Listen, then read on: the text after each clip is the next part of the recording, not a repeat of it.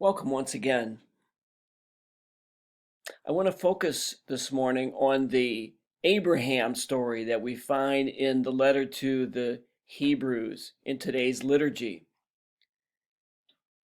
There's many things that can be said about Abraham, our father in faith. The one thing I'd like to focus on today is that Abraham's life was full of surprises, of unexpected happenings. As an elderly man, well settled into his later years, Abraham was called to pick up everything and to leave home and to travel to a far away, distant land and settle there. And he did. On the way, God spoke to him about a covenant that he was making with him.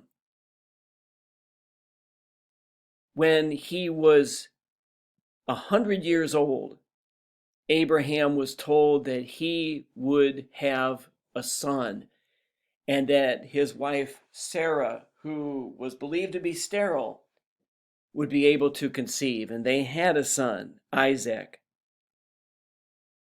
And then another surprise. Abraham is told by God to sacrifice his son, Isaac, the son whom he loved.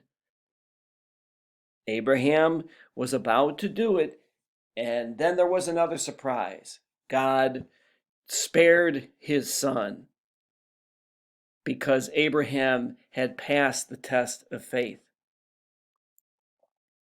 Certainly our own lives have been full of surprises and unexpected things. Some of them have been great, good, happy things. Others have been unhappy, have been surprises that we did not bargain for, surprises that we never would have expected.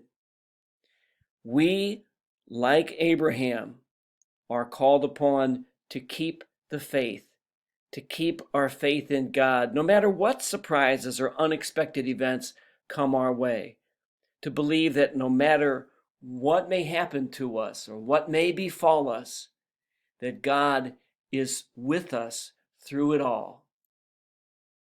Thank you once again for watching.